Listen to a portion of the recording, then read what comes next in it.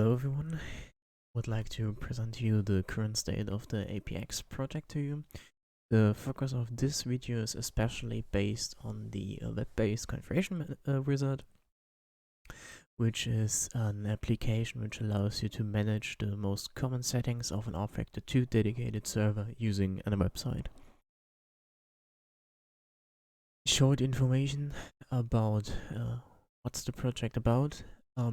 APX is a project to allow managing of the servers, bundled with a bridge component, which basically does all the communication between, for example, the website and the server itself. The bootstrapping, including the configuration of folders, configuration files, and Steam CMD, is done automatically, so you just have to execute one script and everything is done automatically. One thing you have to do by yourself is to adjust your firewall settings to allow as well the rFactor server to communicate, and also the bridge component I mentioned earlier.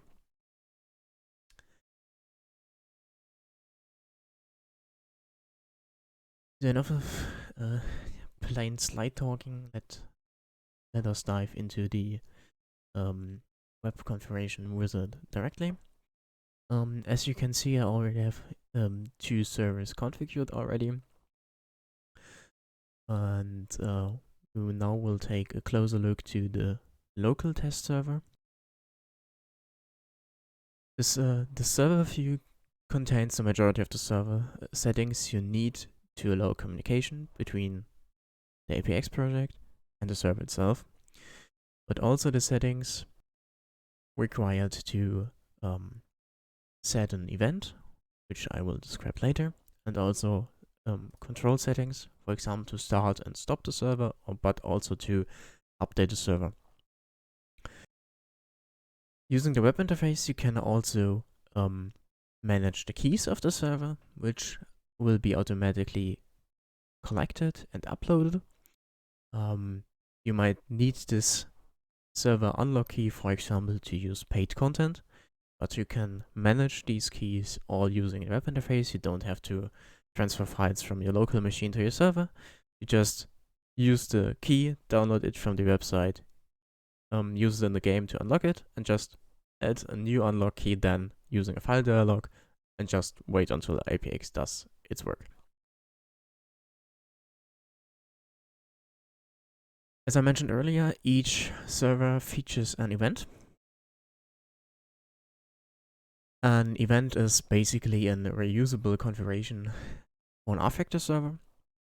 You can use the same event on multiple servers at the same time. You can edit settings to reuse your configuration, for example, for events with multiple race states. But also you can use this pattern to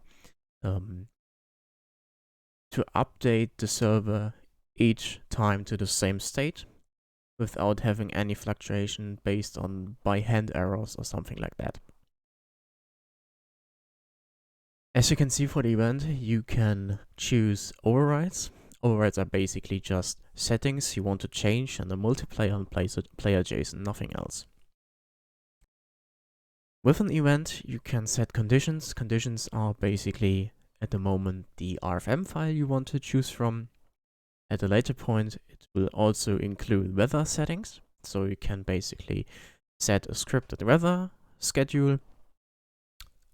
What's also planned is that you can basically pull a weather forecast from an weather service, but this feature will come at a later point. What you also can see here is that this event features multiple cars. In this example, I choose one Aston Martin with the number 65, and also a track, in this case Autopolis International.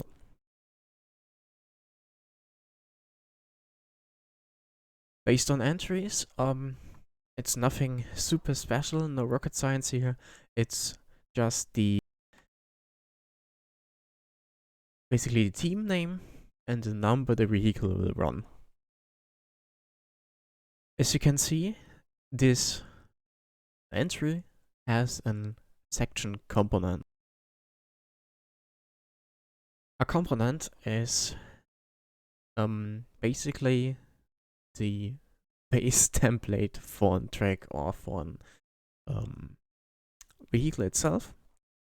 It's basically or it's a mechanism from the game itself, so you have to configure them. In this case, it's important that a Steam ID is set, and the APX project knows which component name it is.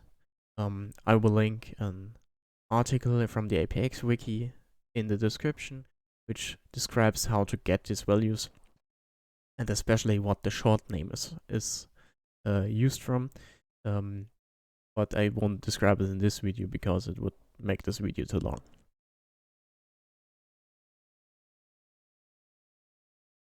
If we go now back to the server, we will see that the server is currently not running, so we can use this web form to tell the component to start the server. To start the server, we just have to choose the action start and press save. In the background, a service worker will now collect the server and do the actions you require from the server. In this case, it's just starting the server. And if everything went good, we should see that the action will return to empty, and we will see that the status info will switch to server is running. And it worked. You can also select the server itself again.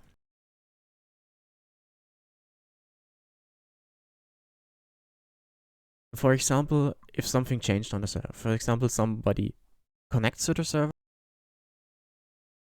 you get a small info in the status info field.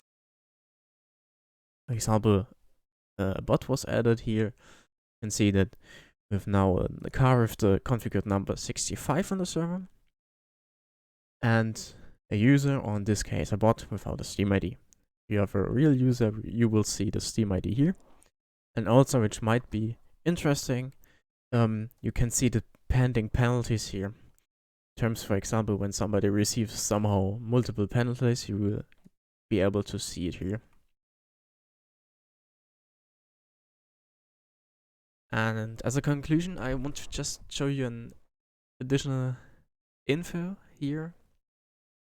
As I mentioned earlier, we have the possibility to add an entry based on an update to add library files.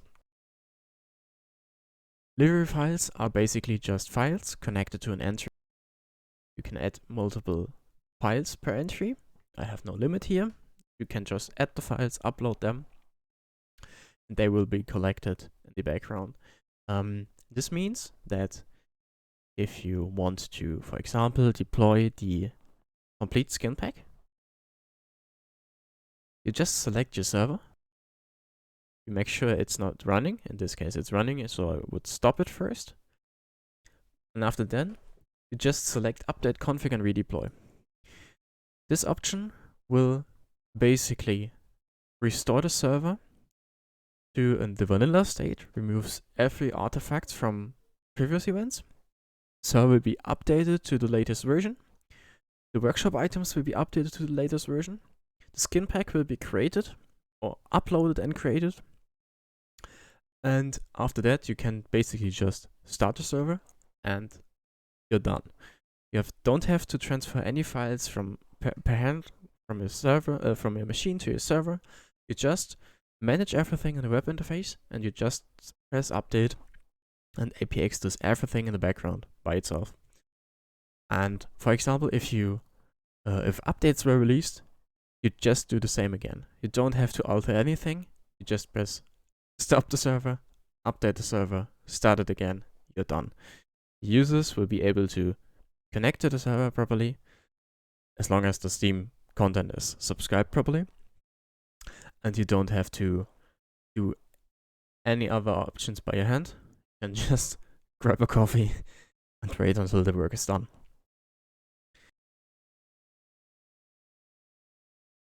So for now, this is the current state of the configuration wizard. Thank you for watching this video. If this sounds interesting in any way, I will link the Discord in the description. So if you want, you can join the discussion. And if you have any ideas, feedback, or just want to tell me anything, just ping me them. And yeah, see you next time.